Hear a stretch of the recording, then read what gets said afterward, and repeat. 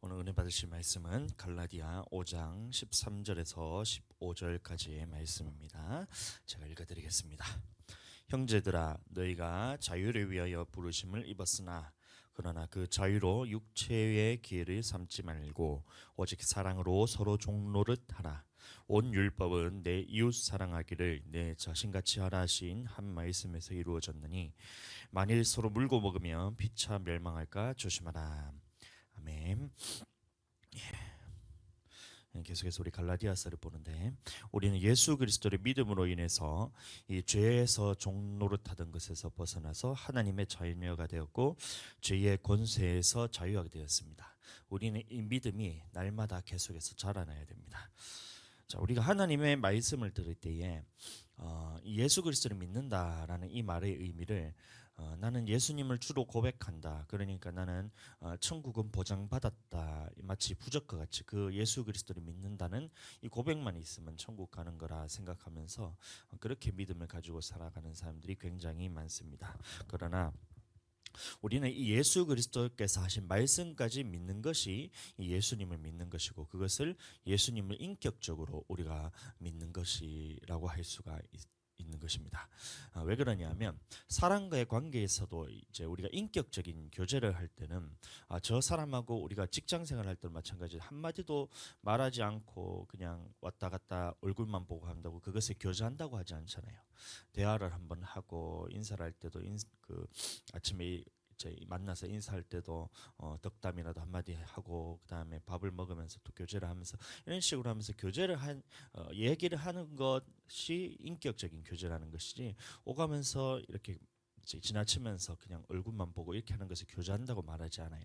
마찬가지로 예수 그리스도를 믿는 것도, 예수님과 함께 교제하는 것도, 예수님은 그냥 나를 주로 고백합니다 하고 나는 천국을 보장받았습니다, 이렇게 하는 것은 예수님과의 인격적인 교제라 볼 수가 없는 것이에요. 예수님이 하시는 말씀을 듣기도 하고 예수님께 우리가 기도로서 묻기도 하고 서로 이렇게 대화하듯이 우리가 하나님께서 말씀하시면 그것을 듣고 우리의 기도를 또 주님께 또 아뢰고, 이런 식으로 서로 대화를 하면서 교제를 쌓아가는 것이 인격적인 교제라는 것입니다. 자, 그런데 많은 사람들이 이 하나님의 말씀을 들을 때 어떻게 생각하냐면 이것을 나를 올가매는 마치 올무와 같은 것으로 생각하면서 이 하나님의 말씀을 잘 들으려 하지 않아요. 왜 그러냐면 이 자유가 무엇인지 아직 깨닫지 못하고 있기 때문입니다. 자, 우리 하나님의 말씀이란 것은 우리에게 자유를 주시기 위해서 주신 것이고, 우리를 올가매고 있던 이 올무를 풀어주기 위해서 우리에게 주신 것이 하나님의 말씀이란 거예요. 율법, 계명 이렇게 얘기하면 우리는 알레르기 반응처럼 이렇게 반응을 할 때가 있어요.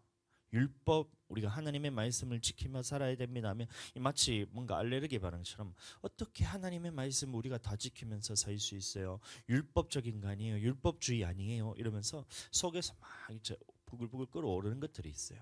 그러나 그것은 하나님의 말씀이 무엇인지, 율법이 무엇인지 모르기 때문에 그런 현상들이 나타나는 것입니다. 하나님의 말씀이란 것은 나에게 생명을 주는 것이고, 우리를 올가매려고 하는 것이 아니라 하나님께서 생명을 주시고 자유하게 하시기 위해서 우리에게 주신 것이 바로 이 하나님의 말씀이에요. 그래서 하나님의 말씀 안에는 생명이 있고 평안이 있고 자유가 있고, 이것을 하나님의 말씀을 들을 때 우리 영혼이 먼저 반응을 하게 되는 거예요. 내가 영혼이 뭔지 알아요. 내 영혼이 이제 우리는 육신적으로 살아갈 때에 이것을 잘 느끼지 못할 때가 있지만, 내 영혼은 이제 분명한 것이 뭐냐면 내가 하나님 나라로 방향을 해서 가고 있는 것인지 아니면 이 땅에서 그냥 머물러서 멸망의 길로 가고 있는 것인지 내 영혼이 바로 잘 압니다. 예를 들어서 죄를 지으면 이 죄를 지을 때마다 찾아오는 고통들이 있어요. 이 육신적으로 느껴질 때도 있지만 느껴지지 않더라도 영혼이 먼저 반응을 하게 됩니다. 이 죄에 대해서 올가매이게 되면 제일 먼저 이제 하나님 앞에 반응되는 것이 뭐냐면 하나님 앞에서 분이 자꾸 나요. 예벨이 연락하지 않았을 때 가인과 아벨이 하나님 앞에 제사를 드렸잖아요. 그런데 아벨의 제사는 하나님께서 받으셨는데 이 가인의 제사를 하나님께서 받지 않으시는 거예요.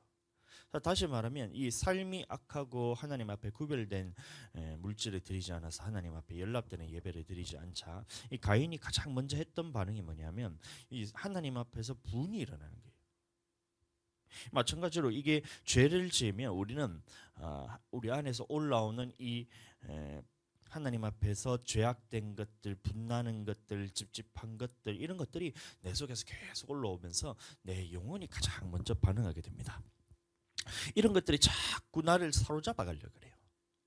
그렇다면 이 죄를 한번 짓는다고 그렇다고 우리가 죄의 종로로 하는 것인가요? 다시 죄의 종로로 타도록 그렇게 죄인의 신분으로 돌아가는 것인가요? 그것은 아니에요. 왜 그러냐면 우리는 예수 안에서 자유함을 얻었고, 우리 예수님을 믿음을 통해서 이 죄에서 자유함을 얻고 우리가 노임 받았기 때문에 이 믿음을 자꾸 우리가 하나님 앞에서 단련시키고 성장해 가야 되는데, 죄라는 것이 지을 때마다 우리 속에는 계속해서 이 하나님 앞에 있는 생명, 하나님 앞에 있는 자유, 하나님 앞에 있는 평안이 자꾸 빼앗기게 돼요. 속이는 거예요. 그럼에도 불구하고 하나님 앞에서 우리는 이 죄인의 신분이 아니라 의롭게 되었다는 사실을 우리가 믿는 믿음으로 살아야 됩니다. 자, 그래서 죄를 지을 때마다 이 마귀는 계속해서 이것을 덧뿌리는데, 우리가 한번 화를 낸다고 해서 내가 그러면 화내는 사람이 내가 된 것이냐? 노하는 것이 하나님 앞에서는 형제에게 노하지 말고 라가라 하지 말고 이런 식으로 우리에게 하나님 앞에서 완성된 율법을 주셨는데, 우리는 또 순간적으로 또 화가 날 때가 있잖아요. 오늘 아침엔 정말 잘 참았던 것 같은데 어제 밤에는 제가 또 못 참았어요. 또 한번 해붙여 버렸어요. 사모님도 마찬가지로 해붙여버리고, 그래서 이렇게 해서 해붙여버린다고 내 속에서 올라오는 분대로 내가 해붙여버렸다고 내가 그러면 죄인의 신분으로 돌아갔느냐? 그것이 아니라 예수 그리스도 안에서 나는 이 죄를 볼 때마다 예수님 앞으로 우리는 다시 나가야 된다는 거예요. 그래서 이것이 나를 위해서 돌아가신 예수 그리스도의 은혜로서 우리가 그 하나님 앞에 믿음이 점점 단련되어 가는 거예요.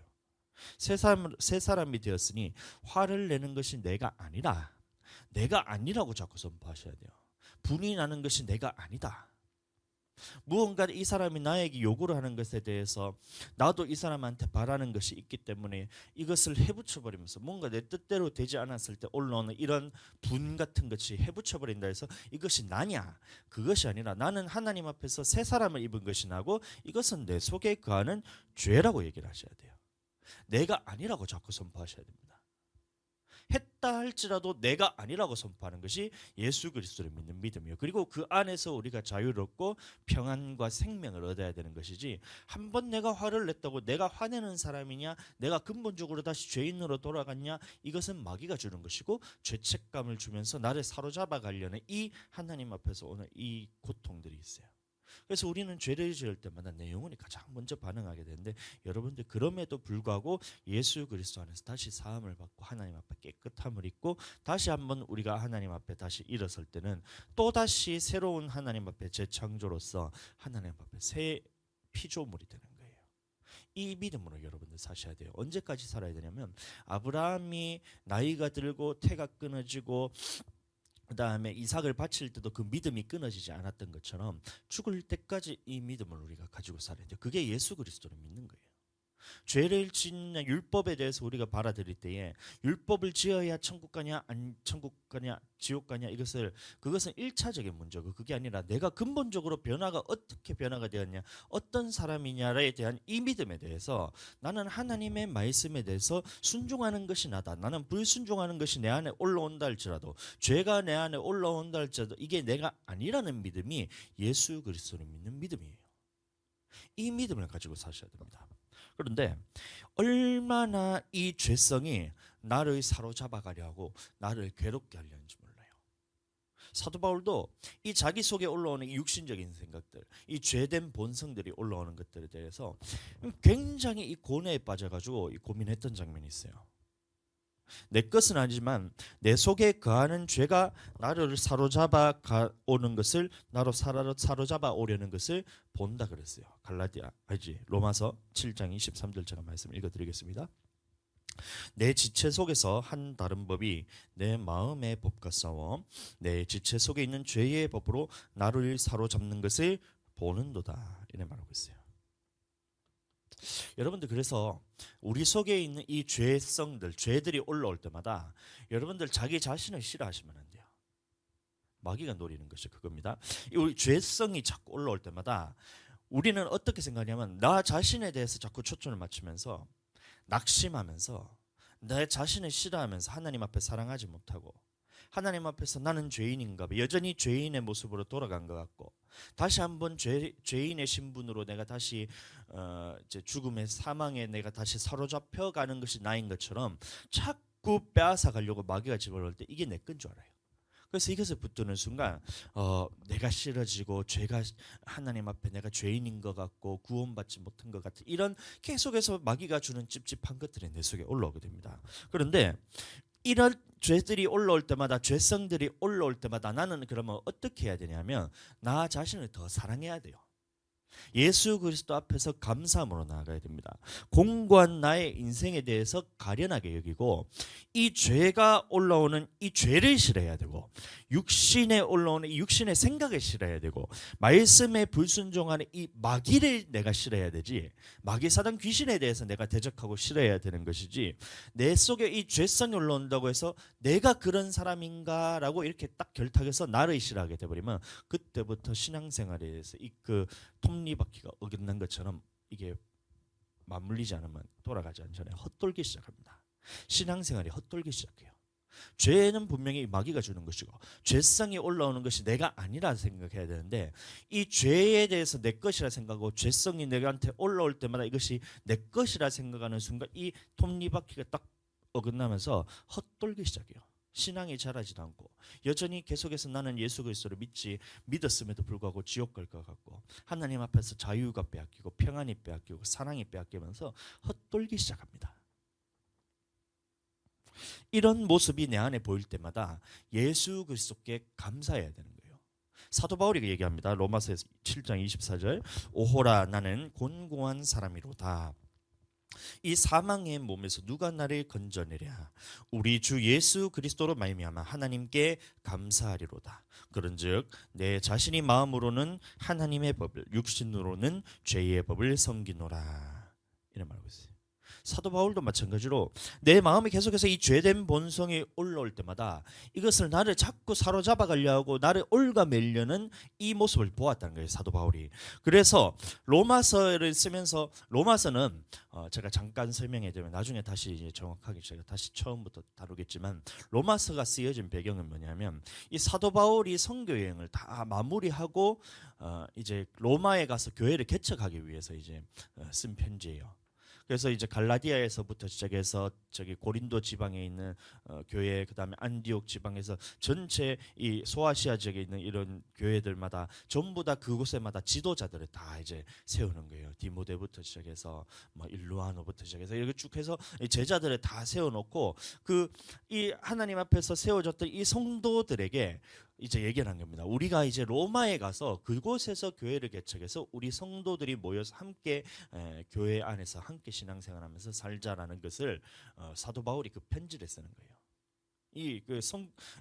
사도 바울이 선교 사역을 거의 마무리하는 단계에서 이제 우리가 로마에 가서 함께 신앙생활합시다. 그러니까 성도 여러분, 나에 있던 사랑하는 디모데부터 시작해서 제자 여러분, 우리가 이제 너희가 살던 곳을 떠나서 로마에 가서 우리가 그곳에서 함께 공동체를 이루면서 하나님의 나라, 하나님의 교회를 세워갑시다라는 이 생활 지침서를 이제 로마서를 쓰는 거예요. 다시 말하면 로마서를 쓸 시점은 언제냐면 사도 바울이 사역이 거의 끝나가는 마무리 시점이라는 거예요. 물론 이 로마서에서 본 다음에 사도 바울이 로마로 간 것은 아니고 이 감옥에 갇히게 되어가지고 감옥에서 또 옥중서신과 목회서신을 쓰게 되었지만 그래도 목회를 거의 마무리하고 이제 새롭게 로마에 가서 신앙생활합시다 하면서 이 거의 신앙생활의 막바지 결론에 이르러서 쓴 편지가 로마서인데 이 사도 바울이 이 사역을 거의 마무리할 때까지도 사도 바울 안에 무엇이 올라오냐면 이 육신의 생각이 자기를 사로잡아가는 것이 있었다는 거예요. 죄된 본성이 여전히 나를 끌고 가려는 이것을 보았다는 거예요. 자, 다시 말하면 우리도 예수님 믿었다고 해서 이것이 안 올라오는 것이 아닙니다. 죄된 본성들, 죄성들이 내 속에 계속 올라오는데 이것은 내가 아니라 사로잡아 가려는 것은 보지만 사랑하는 여러분, 이것은 우리가 자유하지 않다는 뜻이 아니에요. 이 본성들이 올라오고 죄성들이 올라오지만 이것이 자유한 상태라는 걸 여러분들 인정하라는 말입니다. 다시, 이 자유하다는 말은 죄성이 올라오지 않는다는 것이 자유한 게 아니에요. 죄로부터 자유함을 얻었다. 그러니까 내 속에는 죄가 올라오지 않는다. 이게 자유가 아니고 죄로부터 자유하다는 말은 뭐냐면 이 죄성이 올라올 때마다 이것은 내 것이 아니다. 이 죄된 본성이 올라올 때마다 예수 그리스도께서 십자가 가운데 이 죄의 문제를 해결하셨구나. 예수 그리스도께서 내 안에 필요하다는 사실, 예수님이 내 안에 살고 계시구나라는 이 사실이 그 은혜로 살기 위해서 우리에게 허락하신 거라, 이래 생각하셔야 돼요. 그래서 우리가 안에 죄가 올라오고 여전히 죄성이 나를 사로잡아 가려는 것을 보고 하나님 앞에서 불이 나서 한번 해붙이기도 하지만 이것이 근본적으로 내가 죄인으로 돌아가는 그런 상황이냐, 그것이 아니란 말입니다. 하나님의 은혜로서 살아가기 위해서 우리는 예수 그리스도를 믿음을 통해서 새롭게 변화된 피조물로서 이 죄와는 상관없는 것으로 여기고, 내 속에 올라와서 해붙였다 할지라도 너는 죄인이 아니고 하나님의 자녀로서 이것을 놓아 이 가로막는 죄로서 나를 사로잡아가는 것이 네가 아니라 여기고, 올라올 때마다 이 문제 때문에 예수 그리스도께서 십자가에 돌아가셨구나. 나는 이것으로 사는 것이 아니라 예수 그리스도로 내가 은혜로 사는 것이구나. 이곳에 초점을 맞춰야 된다는 거예요. 만약에 여러분들 이런 죄성들이 올라오지 않잖아요.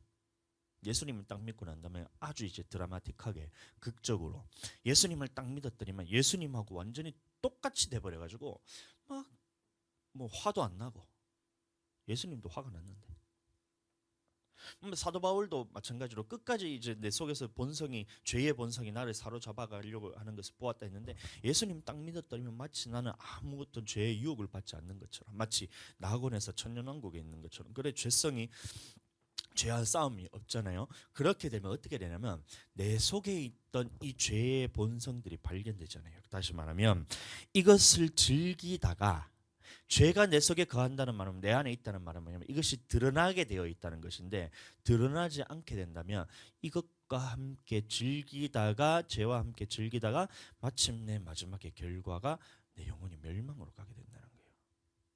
그러니 여러분, 사랑하는 여러분, 한번 넘어졌다고 해서 그것에 너무 얽매이지 마세요. 내가 완전히 고꾸라지고 못 일어나는 사람이 아니니까 다시 일어서면 되는 겁니다. 의인은 7번 넘어져도 다시 일어나는 것이 의인이라 했잖아요. 안 넘어지는 것이 의인이 아니고, 의인이란 것은 7번 넘어진다 할지라도 8번째 다시 일어나는 것이 의인이고, 7번씩 70번을 죄를 짓더라도 다시 회개하고 돌이키는 것이 의인이라 말하고 있어요, 성경에서는. 그러니까 못 일어나는 것이 의인이 아니라, 이 죄로 인해서 한번 우리 올라왔을 때 그것에 너무 얽매여 가지고 이것에 초점을 맞추면서 너무 의미 부여를 하게 되면 우리 신앙생활에 대해서 한번 죄를 지을 때마다 나는 또다시 고꾸라져야 돼요. 완전히 자빠져서 한번 일어났다가 다시 힘을 내서 일어나잖아요. 옆 사람이 또 도와줘서 중보하고 또 힘을 내라면서 위로하니까 또 일어나다가도 또다시 넘어질 때는 또다시 낙심하게 되는 거예요. 여러분들 그렇게 하지 말라는 거예요. 죄를 지었다 할지라도 여러분들 그 죄가 여러분들이 아니란 거예요. 어째 성질 한번 냈다고 해서 네가 성질 내는 사람이 네가 아니란 거예요. 네 속에 거하는 죄가 너를 사로잡아 가기 때문에 그 죄와는 상관없는 것으로 여기고, 나는 예수 그리스도로, 나는 하나님 앞에서 깨끗함을 입고 새롭게 된 내가, 그것이 나구나, 그것이 나라는 것을 자꾸 인정하면서 이 죄에 대해서는 자꾸 대적하면서 내가 아니라고 선포하시죠. 나는 날마다 죽노라 하는 것처럼, 사도 바울의 그 고백처럼 이것은 죽음을 선포하고 새 힘을 얻어서 일어서면 되는 것입니다. 이게 우리 그리스도인들에게 주신 자유란 거예요. 하나님을 믿지 않고 예수 그리스도에게 돌아오지 않은 사람들은 이런 자유가 없어요. 죄를 지으면 한 번 이 죄를 지은 것 때문에 영원토록 고꾸라져서 넘어져서 지옥 가는 사람도 있어요. 이것에 대해서 해결하지 못하면 이 죄의 문제가 얼마나 큰지, 여러분들 죄라는 것은 한 번 짓는다 할지라도 여러분들 그 죄의 값은 사망입니다. 우리가 죄를 한 번 짓든 10번 짓든 큰 죄든 작은 죄든 여러분들 죄의 값은 사망이에요. 근데 이 죄의 값이 얼마나 크냐면 사람들이 한 번 죄를 지은 것 때문에 영원토록 고꾸라져서 지옥 갈 수밖에 없는 이 죄가 바로 사망이란 거예요. 그러나 예수 그리스도 믿는 우리에게는 하나님 앞에 자유가 주어진다는 거예요. 하나님 앞에서 은혜로서 새 생명이 주어진 것이고, 하나님 앞에서 부활의 영광과 함께 예수 그리스도와 함께 하나님 나라를 유업으로 받는 그 은혜가 우리에게 주어졌기 때문에 이것이 자유란 겁니다. 죄를 안 짓는 것이 자유가 아니고, 안 지을 수 있으면 제일 좋겠지만 여전히 나를 사로잡아 가려는 이 죄의 본성들이 나를 끌고 가려 하지만, 육신의 것들이 나를 다시 사로잡아 가려 하는 것을 보지만 이것이 내가 아니고 하나님 앞에 다시 일어설 수 있는 이 자유를 누구에게 줬냐면 예수 그리스도를 믿는 우리에게 주었다는 거예요. 아브라함의 자손에게 주었다는 거예요. 이게 하나님의 자녀가 되는 상태를 의미합니다. 자, 그렇다면 예수님 믿는 모두가 천국에 들어가나요? 그것은 아니에요. 이스라엘 백성도 이 아브라함의 자손으로 할례는 받았지만 이 약속의 땅인 가나안 땅에 모두 들어가지 못하고 여호수아와 갈렙 그다음하고 출애굽 2세대들만 들어갔습니다. 그들이 달랐던 것이 뭐냐? 할례를 받았냐? 1세대들도 할례를 받았지 할례 때문이 아니란 거예요. 예. 이 차이는 무엇이었냐면 믿음이 있었냐 없었냐 이 차이였던 거예요. 여호수아와 갈렙은 이 가데스 바네아에서 정탐을 하고 왔을 때 가나안 땅을 하나님께서 이 아브라함의 자손에게 주실 것이라는 이 약속을 굳게 믿고 있었어요. 정탐을 하고 왔을 때 12명의 정탐꾼이 갔다가 돌아왔잖아요. 근데 10명의 정탐꾼은 그 가나안 땅을 봤을 때 그 사람들이 아낙 자손, 그다음에 네피림의 후손 아낙 자손 있고 기골이 장대하고 하나님 앞에서 정말 그 사람들이 정말 뭐 우리는 거인 같고 나는 메뚜기 같다는 거예요. 그래서 그것이 중요한 게 아니고 그 다음에 했던 것이 뭐냐면 믿음이 흔들려 버렸어요. 하나님께서 저 땅에 대해서 나를 악평하면서 나를 이곳에서 멸망시키기 위해서 하나님께서 나를 건져내셨구나라는 이렇게 믿음이 없는 고백을 했던 거예요. 그러나 여호수아와 갈렙이 달랐던 것은 뭐냐면 이 그런 상황과 환경 그 땅 가나안 땅에 네피림의 후손 아낙 자손이 있다 할지라도 내가 그들이 보기에 메뚜기 같다 할지라도 그들이 하나님께서 주신 약속의 땅이기 때문에 하나님께서 저 땅을 반드시 나에게 주실 것이다. 아브라함에게 주셨던 그 믿음이 이 갈렙과 여호수아에게 동일하게 있었던 거예요. 그러니까 아브라함의 믿음과 같은 믿음을 가졌기 때문에 가나안 땅을 정복할 수가 있었던 거예요. 그 수많은 사람들, 200만 명이 넘는 그 출애굽했던 그 백성들이 여호수아와 갈렙 단 두 사람을 제외하고는 이 한 사람도 가나안 땅에 들어가지 못했다는 거예요. 자, 그러니까 이 아브라함과 같은 믿음을 가진 사람들이 하나님 나라에 들어갈 수 있다라는 이 믿음을 우리도 동일하게 가져야 돼요. 이 땅이 우리가 전쟁을 통해서 이길 수 있다는 믿음이 아니라 하나님께서 약속하신 땅이니 이 반드시 하나님께서 주실 것이라는 믿음. 아브라함에게 약속하셨던 그 약속이 내게 이루어질 것이라는 이 믿음을 여호수아와 갈렙이 가지고 있었던 거예요. 그래서 이 가나안 땅은 이 아브라함과 같은 믿음을 가진 자들이 유업으로 이을 수 있는 거예요. 네 자손에게 이 땅을 주겠다는 이 하나님의 약속을 믿는 믿음이 있었기 때문에 여호수아와 갈렙 출애굽 2세대들은 가나안 땅을 들어갈 수가 있었던 거예요. 마찬가지로 우리가 영적인 아브라함의 자손이라 해서 모든 사람이 천국에 들어가느냐? 그것은 아니라는 거예요.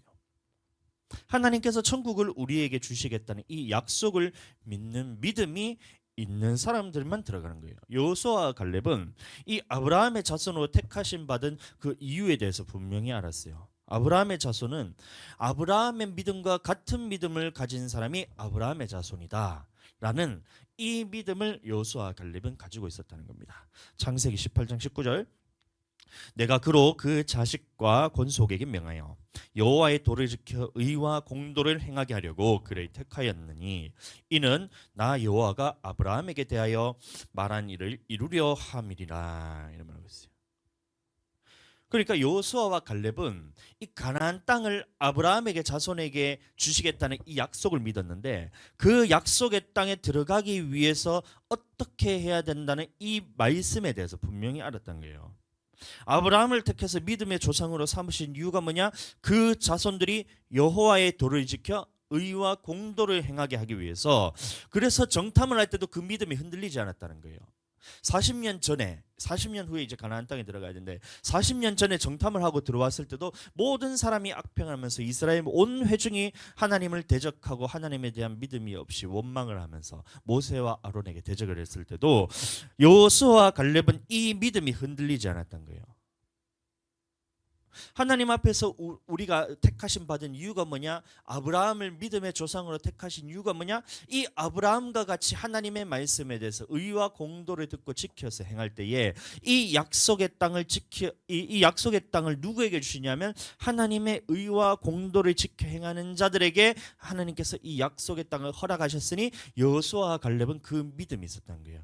그러니까 가나안 땅에 들어가기 위해서는 하나님의 말씀을 지키는 자들에게 우리가 주신다고 주신다고 약속하셨으니 나는 이 말씀에 대해서 굳건하게 순종하면서 40년 동안 믿음이 흔들리지 않고 말씀에 순종하면서 약속의 땅을 바라봤다는 거예요. 출애굽 1세대들은 그럼 어떻게 했어요? 이 믿음이 없었다는 거예요. 하나님이 주신다는 이 약속의 땅에 대한 약속도 믿지 않았고 하나님께서 아브라함의 자손으로 택하신 이 믿음조차도 없었다는 거예요. 오늘날로 말하면 오늘날 성도들이 천국에 인도하는 것이 하나님의 능력으로 만드는 것인데 하나님께서 우리 천국으로 들어갈 수 있는 이 능력이 하나님께 있다는 이 믿음이 없었다는 거예요. 다시 말하면 아브라함의 자손으로서 육신의 할례는 받았지만 그 믿음은 함께 소유하지 못했던 이 출애굽 1세대들처럼 하나님 앞에서 우리를 예수 그리스도를 믿어서 믿음을 통해서 아브라함의 자손이 되게 하신 이유가 이 의와 공도를 행하게 하려고 택하였다는 이 믿음이 없었다는 거예요. 출애굽 1세대들처럼 오늘날 많은 신앙인들이 이렇게 살아갑니다. 하나님께서 능력이 없어서 천국에 못 데려가실 거라는 믿음이 있어요.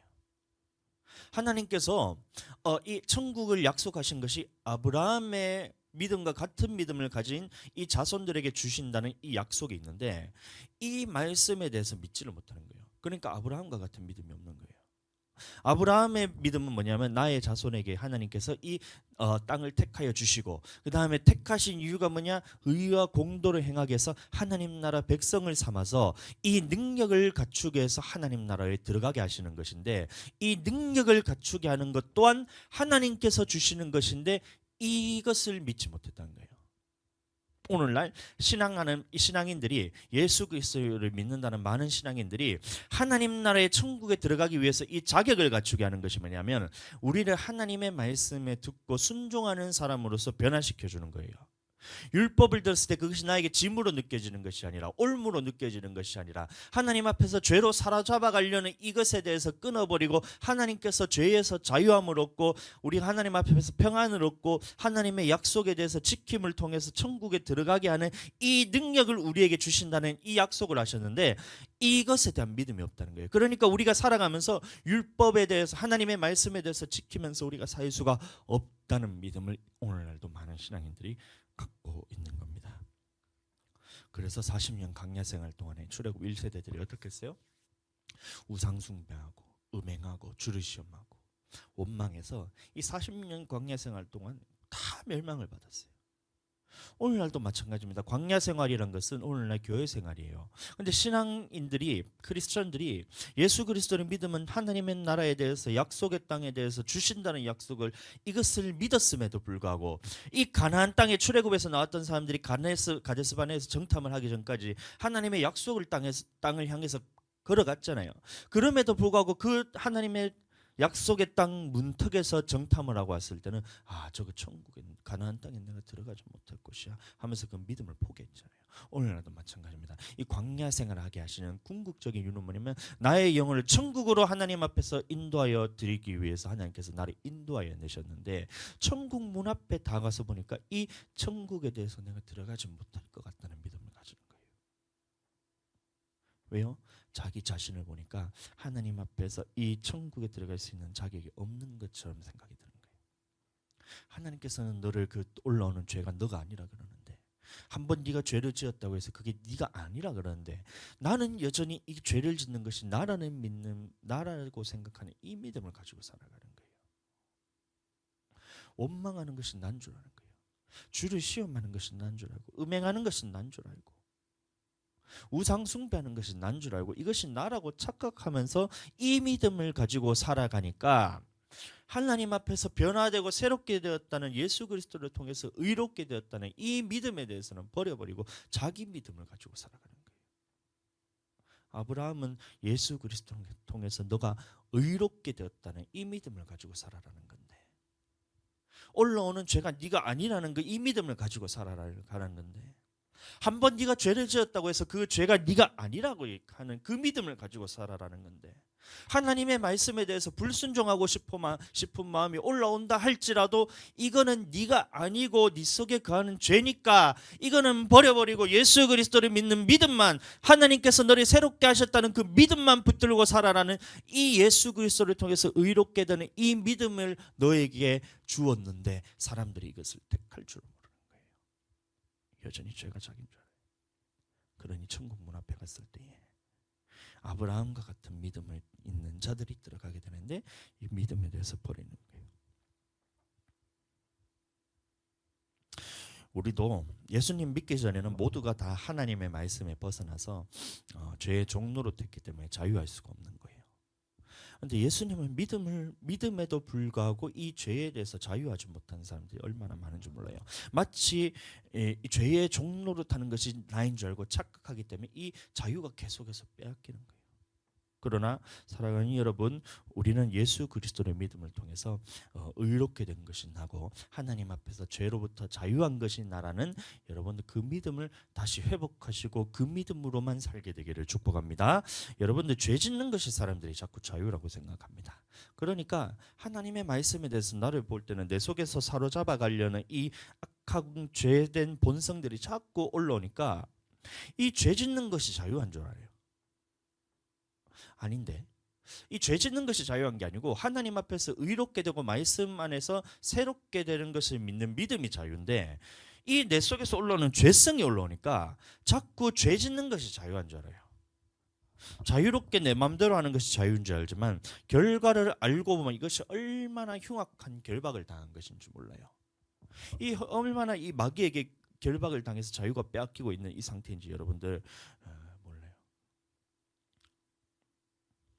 여러분들 그래서 예수 그리스도께서 우리를 위해서 대신해서 죽으신 거예요. 이게 죄의 결박에 대해서 네 힘으로는 할 수 없잖아. 그러니까 예수 그리스도께서 십자가의 안에서 내가 달림을 통해서 이 모든 죄의 저주를 끊어버리고 너를 자유케 하기 위해서 하나님 앞에서 말씀이란 것을, 생명이란 것을 너에게 주기 위해서 하나님 앞에서 죄의 사슬을 끊어버리고 너에게 평안과 생명과 하나님 앞에서 그것을 자유를 주기 위해서 예수 그리스도께서 십자가에 달려서 돌아가셨는데 여전히 네가 죄에 머물러 있으면서 다시 결박당하기를 원하냐? 죄 짓는 것이 자유라 생각하냐? 죄 짓는 것이 그것이 결박당한 것인데 영혼의 사슬에 다시 묶이는 것이 그게 그렇게 좋아 보이냐? 이런 거예요. 그래서 사도 바울이 말하기를 이 자유를 육체의 기회를 삼지 말라는 겁니다. 육체는 계속해서 죄를 짓게 하기 위해서 틈타서 나에게 뿌리는 거예요. 죄 짓게 만들려고 이 죄성을 자꾸 불어넣으니까 너는 거기에 속지 말고 육신의 자유에 너는 속지 말고 네 영혼의 자유함을 얻으라는 거예요. 육신이 올라오는 이 생각이 네가 얽매이지 말고 네 영혼이 만족함을 얻으라는 거예요. 육신의 만족함을 얻지 말고 네 육신을 통해서 영혼이 죽어가는 선택을 하지 말고 네 영혼이 살아나는 선택을 해라. 그것이 하나님의 말씀이다라고 우리에게 주신 것이 이게 예수 그리스도 안에 있는 생명 얻는 회개라 그러기도 하고 내 영혼이 살아났다는 그러기도 하고 새 사람이 되었다 그러기도 하고 죄에서 해방되었다 그러기도 하고 이러는 거예요. 근데 그것을 선택하지 않고 여전히 이 출애굽 1세대의 믿음과 같이 자기는 하나님 나라에 들어가는 것이 자기는 불가능할 것처럼 그래 여기잖아요. 하나님의 말씀에 순종함을 통해서 우리가 천국에 들어갈 수 있는데 그것이 불가능하다고 여기냐? 그런데 그 믿음대로 네가 되는 거예요. 갈라디아 5장 14절 온 율법은 네 이웃 사랑하기를 네 자신같이 하라 하신 한 말씀에서 이루어졌느니 만일 서로 물고 먹으면 피차 멸망할까 조심하라. 자, 이 갈라디아서 보시면 앞에서 말씀은 뭐냐면 너희가 육체의 이 자유를 위하여 부르심을 받았으나 자유로 육체의 기회를 삼지 말고 이래 말하고 있어요. 그 다음에 하신 말씀이 뭐냐면 제 5장 14절인데 읽어드리겠습니다. 온 율법은 네 이웃 사랑하기를 네 자신같이 하라 하신 한 말씀에서 이루어졌느니 하면서 갑자기 율법에 대한 말씀이 꺼내는 거예요. 자, 그래서 율법에 대한 설명을 사도 바울이 얘기하기 시작하는데, 이 율법이 무엇이냐? 위로는 하나님을 사랑하고 아래로는 네 이웃을 네 몸같이 사랑하라는 이 말 안에 다 들어있다. 서로 사랑하라는 것이 율법이다, 이래 말하고 있어요. 그래서 많은 사람들이, 자, 오늘날 봐라, 구약에 있었던 율법은 다 사라졌고 오늘날 우리에게 주어진 율법은 사랑하라는 율법밖에 없으니 서로 사랑합시다. 그러니까 사랑만 하면 우리는 모든 율법을 다 지키는 것과 같습니다, 이러면서 자기들이 뭔 말하는지도 몰라요. 율법이 뭔지도 모르고 사랑이 뭔지도 모르고, 그러니까 그런 식으로 이제 막 이제 말을 뱉어내는 겁니다. 이 서로 사랑하는 것이 율법인데, 이 사랑하는 방법에 대해서 사도 바울이 말한 것이, 그것이 율법이라 말하고 있어요. 하나님을 사랑하는 방법이 뭐냐? 그러면 구약에 있었던 하나님의 말씀을 봐봐라. 십계명을 봐봐라. 계명에서 뭐라고 말하고 있느냐? 나 외에는 다른 신이 없다라고 말하지 않느냐? 그러면 하나님 앞에서 다른 신들을 두지 말고 하나님만 진실되게 사랑하는 것이 하나님을 사랑하는 것이다. 맞잖아요. 여러분들 남편과 아내가 서로 결혼을 하잖아요. 서로 사랑하잖아요. 그럼 서로 한 사람만을 사랑하잖아요. 그런데 남편이 아내가 아닌 다른 여자를 사랑하거나, 아내가 남편이 아닌 다른 남자를 사랑하거나, 이렇게 되면 그건 뭐예요? 그거는 사랑하는 방법이 아니라는 거예요. 하나님과의 관계도 마찬가지로 하나님을 사랑하는 방법은, 하나님은 너만을 오직 사랑하고 있으니까 너도 이 정절을 다해서 하나님 앞에서 하나님만을 사랑해라. 이게 서로 하나님을 사랑하는 방법이란 거예요. 그러니까 우상을 섬기거나 절하거나 벗하지 말고 우상의 형상을 만들지 말고, 이것도 하나님을 사랑한다면 그것을 하지 말라는 거예요. 여호와의 이름을 망령되이 일컫지 말라. 하나님을 사랑한다면 하나님의 이름을 먹칠하는 것을 여러분들 할 수가 있겠어요? 내가 사랑하는 사람이라면 그 이름에 대해서 먹칠하지 않아요. 제가 이제 모교회를 나왔을 때 제 마음에 항상 있었던 것이 뭐냐면, 제 모교에 있었던 그 목사님의 이름에 대해서 제가 먹칠하지 말자라는 그 목회에 대한 그런 그 다짐이 있었어요, 초반에. 지금도 마찬가지지만. 왜 그래요? 그 사랑하기 때문에. 사랑하기 때문에 그 목사님의 목회에 있어서 누각되는 그런 말이나 행동에 대해서 내가 하지 않겠다, 이 마음이 있는 거예요. 그러니까 망령되이 일컫지 말라는 것은 뭐냐면, 이 사람을 존경하고 이 사람을 사랑하는 그 마음이 있다면 이 사람에 대해서 함부로 하지 않는다는 거예요. 그게 사랑하는 방법이라는 거예요. 하나님도 마찬가지로 하나님을 사랑한다면 하나님의 이름에 대해서 먹칠하는 이 행동에 대해서 여러분들 그것을 안 하게 되잖아요. 망령되이 일컫지 않게 되잖아요. 방법이 있다는 겁니다. 안식일을 기억하여 거룩하게 지키라. 이것도 마찬가지죠. 안식일을 왜 지키는 거예요, 여러분들? 그냥 하나님의 말씀이니까 안식일을 거룩하게 지키니까 지키는 거예요.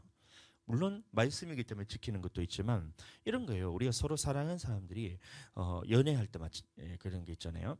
봤을 때, 오늘 우리가 이제 이 날만큼은 나와 함께 시간을 보내주시고 제가 항상 여기서 기다릴 테니까 이 시간만큼은 나와 함께 해주세요라는 이 약속을 했다 생각해 보세요. 아내와 함께 연애하는 사람 여러분들이 있다면, 그러면 이 시간만큼은 나와 함께 해주세요 라고 약속을 하고 떠나갔는데, 다음 주 돼서 그 시간에 남편은 한 사람은 이렇게 기다리고 있는데 다른 사람이 안 와요. 이거 어떻게 되는 거지? 나는 너를 기다리고 있는데 너는 나에게 오지 않네. 내가 택하신 곳에 내 이름을 둘 곳에 내가 너를 여기서 만나기 위해서 너를 기다리고 있는데, 너와 약속해서 이날만큼은 나와 함께 하자, 나와 함께 교제하고 사랑을 하자, 사랑을 나누자, 이렇게 하나님께서 우리에게 약속을 하셨는데 이 약속에 대해서 우리가 지키지 않고 내 마음대로 놀러 다니는 거예요. 근데 사랑한다면 여러분들 당연히 해야 되는 거 아니에요? 나는 사랑하는데, 그래, 나 그 사랑하긴 해. 근데 그 참 오늘만 함께 하고 싶은데, 말은 이렇게 함께 하고 싶은데 오늘 내가 중요한 약속이 있어가지고 친구들하고 낚시하러 가야 돼. 그럼 기다리는 사람은 이래야 되는 거예요. 그러니까 안식일을 거룩하게 기억하여 거룩하게 지키라는 말 안에는 하나님이 나를 너무나 사랑하기 때문에 너를 기다리고 있다는 이 마음이 먼저 가야 되잖아요. 그러면 우리는 하나님을 사랑한다면 당연히 와서 만나서 하나님과 함께 교제하고 말씀을 나누고 얘기하면서 대화하는 거잖아요. 말씀이란 것이, 말씀을 선포하고 여러분들이 듣는 거지만 실제로는 하나님께서 여러분들과 지금 대화하고 있는 거잖아요. 내가 너에게 이렇게 말하고 싶어. 너와 함께 교제하고 싶어. 너와 함께 사랑하고 싶어. 그러니까 이날만큼은 하나님과 함께, 내가 너와 함께 하고 싶으니 너도 나와 같이 함께 하자. 근데 하나님을 사랑한다 하면서 여러분들 그 약속에 대해서 깰 수가 있어요? 못 깨잖아요. 사랑하는 방법이 이 계명 안에 다 들어있다는 거예요. 이 마찬가지로 우리 서로 이웃에 대해서 서로 사랑하는 방법도 이 율법과 계명이라는 것을 통해서 우리에게 방법에 대해서 알려준 거예요. 내 식대로 사랑하라는 말이 아니고, 다섯 번째 계명이 뭐예요? 부모를 공경하라잖아요. 네 부모를 공경하라. 그러면 이웃을 사랑하는 방법이 뭐냐면 부모를 공경하는 것이 이웃을 사랑하는 그 방법이라는 거예요. 부모의 관계에 있어서 이 고르반이라는 것이 여러분들 있잖아요. 하나님 앞에서 내가 하나님께 드림이 되었다 하기만 하면 부모님께 드릴 것이 없다 해서 더 이상 부모님을 섬기지 않는 거예요. 그러면서 고르반하면서 하나님한테 다 갖다 바치는 거예요. 이 부모님을 챙기지 않을 때 그게 부모님을 사랑하는 거예요. 아, 어머니 아버지 내가 부모님 사랑하지만 엄마 아빠한테 드릴 거 내가 하나님 앞에 다 드렸기 때문에 부모님 생일인데도 드릴 게 없네요. 사랑하는 방법이 아니란 거예요. 하나님께 드릴 거는 하나님께 드리고, 부모님께 드릴 거는 부모님께 드리고, 공경할 것은 공경하고, 하나님을 공경하는 것은 하나님을 공경하고, 부모님을 공경할 것은 부모님을 공경해야 되는데 하나님을 섬긴다면서 부모님을 공경을 안 해요. 이것은 사랑하는 방법이 아니란 거예요. 오늘 저희 어머니 환갑인데, 그래서 제가 참 이제 죄송하지만 제가 직장 생활하는 것이 아니라 돈이 없어서 그렇긴 한데, 그래도 환갑이라서 제가 시간을 내서 찾아가고 용돈을 제가 할 수 있는 최선을 다해서 지금 준비해서 또 가고 있잖아요. 갈 거잖아. 일단 애들 다 됐고. 부모님을 공경하는 거예요. 하나님께 드릴 것은 하나님께 드리고 부모님께 드릴 것은 부모님께 드리라는 거예요. 이게 이 이웃을 사랑하는 방법이라는 거예요. 마찬가지로 살인하지 말라, 가늠하지 말라, 도둑질하지 말라, 내 이웃에게 거짓 증언하지 말라, 내 이웃의 집을 탐내지 말라. 이 모든 계명들이 무엇이냐면 이웃을 사랑하는 방법이 있는데 그것이 뭐냐면 율법이란 거예요. 그러니까 이것에 대해서 구약에 있어서는 살인하지 말라지만 예수님께서는 이 사랑하는 방법에 대해서 업그레이드 시켜준 거예요. 업데이트 시켜준 거예요. 이 소프트웨어도 오늘도 핸드폰이 지금 업데이트 됐는데 보면 한 번씩 이렇게 업데이트가 되잖아요. 마찬가지로 구약에 있었던 이 율법은 뭐냐면 이 아직까지 업데이트가 되지 않은 옛 버전이에요. 옛 버전. 그러니까 이것이 예수님께서 오셔서 완성된 율법으로서 업데이트 시켜준 것이 뭐냐면 살인하지 말라는 이 내용에 대해서 의미에 대해서 풀어주신 것이 뭐냐면 이웃에 대해서 미워하지 말라. 미워하는 것도 살인이다. 미워하는 마음을 품는 것이 그것이 뭐냐면 이웃을 사랑하는 방법이 아니야. 이웃을 사랑하기 위해서는 네가 이웃을 미워하지 않는 것이 이웃을 사랑하는 거야. 이런 말하고 있어요. 여러분들 미워하면서 사람들을 미워하면서 간음하면서 음욕을 품으면서 이웃의 것을 도둑질하고 막 탐내면서 거짓말로 막 이 사람은 막 모함하고 이러는데 그것이 이웃을 사랑한다 말할 수 있어요? 제대로 이웃을 사랑할 수 없다는 겁니다. 그래서 마태복음 22장 37절에서 40절까지 말씀, 예수께서 이르시되 네 마음을 다하고 목숨을 다하고 뜻을 다하여 주 너희 하나님을 사랑하라 하셨으니 이게 크고 첫째 되는 계명이요. 그러니까 하나님 앞에서 첫 번째, 두 번째, 세 번째, 네 번째 계명의 내용이 뭐냐? 주 너희 하나님을 사랑하라는 이 내용이 뭐냐면 풀어서 쓰면 구약에 있었던 10계명 중에 1, 2, 3, 4번이다. 둘째도 그와 같으니 네 이웃을 네 자신과 같이 사랑하라 하셨으니 뭐냐면 이웃을 사랑하는 그 방법이 뭐냐? 10계명에서 말했던 5번째부터 10번째까지 그 계명이 뭐냐면 이웃을 사랑하는 계명이다. 그러니까 이 계명이 전부 다 풀어서 써서 이제 10가지라고 했지만 그것을 다시 2가지로 종합하면 첫 번째는 하나님을 사랑하고 주 너의 하나님을 사랑하는 것이 계명이고 두 번째는 이웃을 사랑하는 것이 계명이고 이 두 안에 이 모든 10계명과 율법이 다 들어있다. 이 말을 하고 있는 거예요. 갈라디아 5장 14절 마찬가지 온 율법은 네 이웃 사랑하기를 네 자신같이 하라 하신 한 말씀에서 이루어졌나니 그러니까 온 율법이 이웃 사랑하기를 네 자신같이 하라는 이 한 말씀 안에서 다 파생되어 나오는 것이다 라고 말하는 거예요. 율법 이 뭐냐? 하나님을 사랑하고 이웃을 사랑하는 거다. 그러면 이웃을 사랑하는 방법은 뭐냐? 이 5번째부터 10번째 계명이다. 그럼 하나님을 사랑하는 것이 뭐냐? 첫 번째부터 4번째까지 계명이다. 이것을 한마디로 뭐라 그러냐? 율법이라 말한다. 이런 말하고 있는 거예요. 자, 그래서 서로 물고 먹으면 피차 멸망을 받는다. 물어 뜯지 말라는 거예요. 성도들끼리 우리는 서로 사랑하기 위해서 부름받았다는 겁니다. 사랑하는 여러분, 우리는 이 교회 안에서 성도로 부르심 받은 것은 서로 사랑하기 위해서 부름받은 거예요. 서로 사랑만 하기 위해서 부름받은 것이지 서로 싸움하라고 부름받은 것이 아니란 겁니다. 그런데 여러분들, 이 사실이 중요한데, 이게 내 힘으로 가능할까요? 이게 중요한 거예요.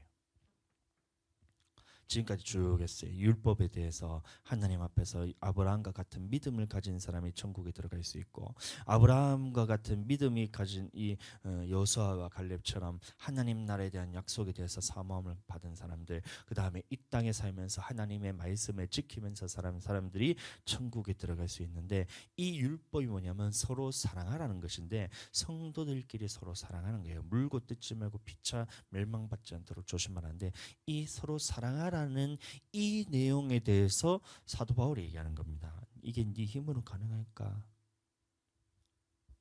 오직 서로 사랑으로 서로 종노릇하라, 이런 말하고 있어요.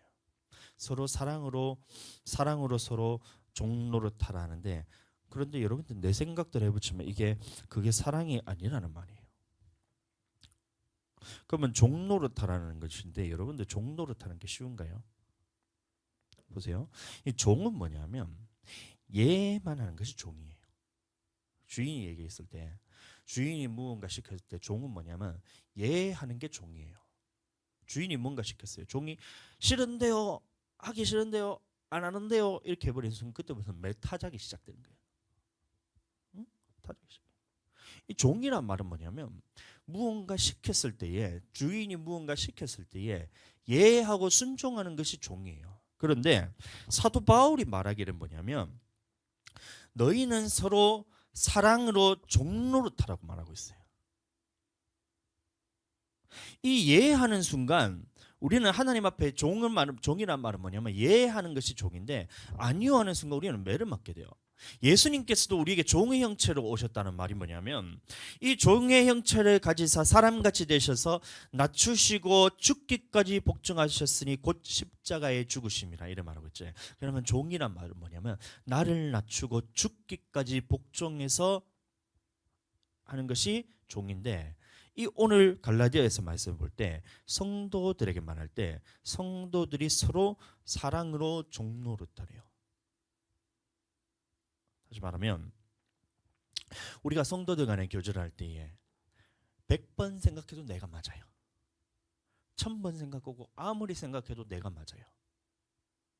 그런데 이 성도들과의 교제를 할 때에 이 사람이 아무리 틀린 말을 하고, 이 사람이 아무리 뭐 이상한 소리하고 싫은 소리를 해도, 그래, 네 말이 맞다, 당신 말이 맞아요, 내가 그 말대로 내가 복종하고 나를 낮추고 하나님 앞에서 나를 종노릇하듯이 하나님 앞에서 나를 죽기까지 복종해서 사랑으로서 당신에게 종노릇할게요, 이렇게 하라는 거예요.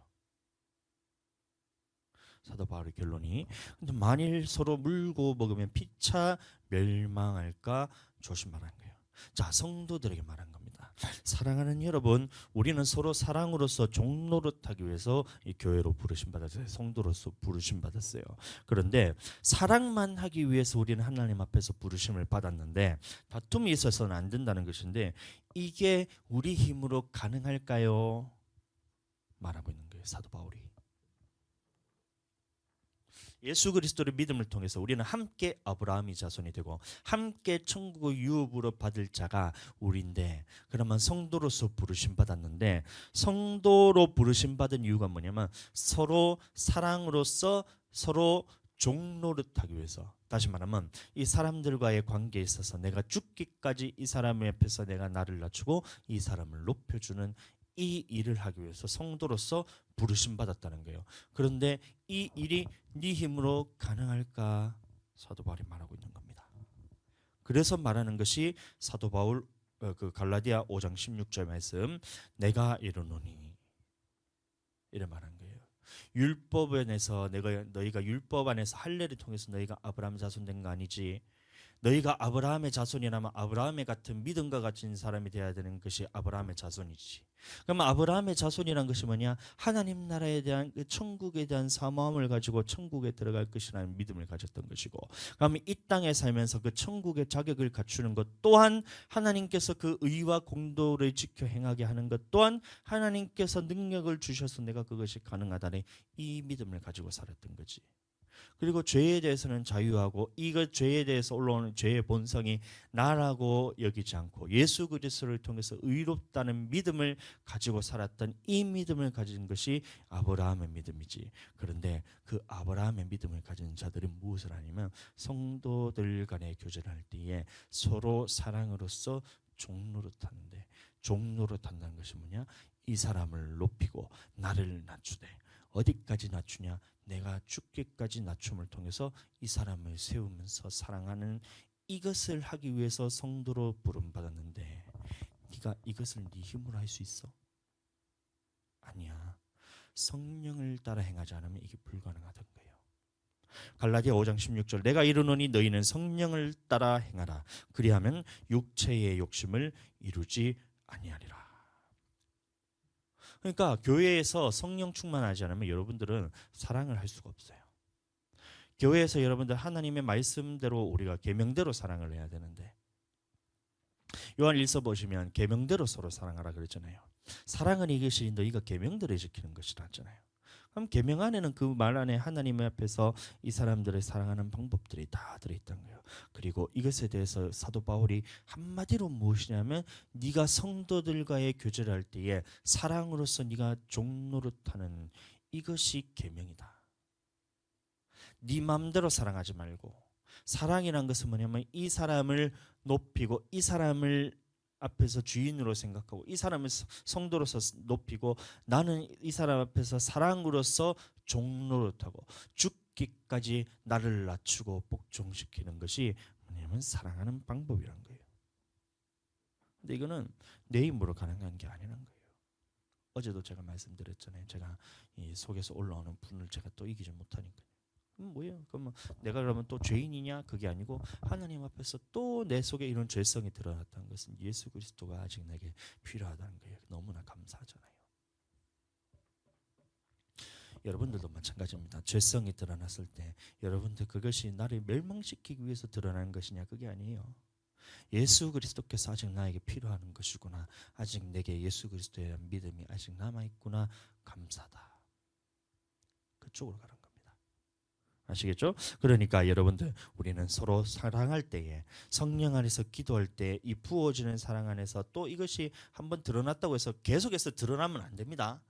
이게 하지 않기 위해서 우리가 해야 되는 것이 뭐냐면, 내 속에 올라온 거 해붙이지 않기 위해서 하는 것이 뭐냐면, 성령 안에서 충만하게 내가 이거 완전히 사로잡힐 때, 사랑 안에 사로잡힐 때 내 안에 올라오던 이 죄된 본성들이 올라오다가도 또 다시 내 안에 딱 사로잡히는, 하나님 앞에 사로잡히는 이 느낌이 있어야 돼요. 성령 안에서 딱 기도할 때 부어지는 사랑이 내게 부어지고, 그 안에 머무를 때에 올라오던 본성들, 죄성이 드러난다 할지라도 성령의 능력으로서 이것을 장악해서 제압해서 이것에서는 자유함을 얻고 내 안에서 드러나는 것이 사랑만 드러나야 돼요. 성도들 안에서 서로 사랑으로 종노릇하라. 내가 죽기까지 낮춰서 이 사람을 세우고 사랑할 수 있는 이 능력이 네 안에서 나타나지 않는다는 거예요. 성령으로 그것이 가능하니 여러분들 성령 충만함을 받아서 더 사랑하고 더 사랑만 하고 더 사랑으로 종로를 합시다. 그렇게 되기를 예수님의 이름으로 축복합니다.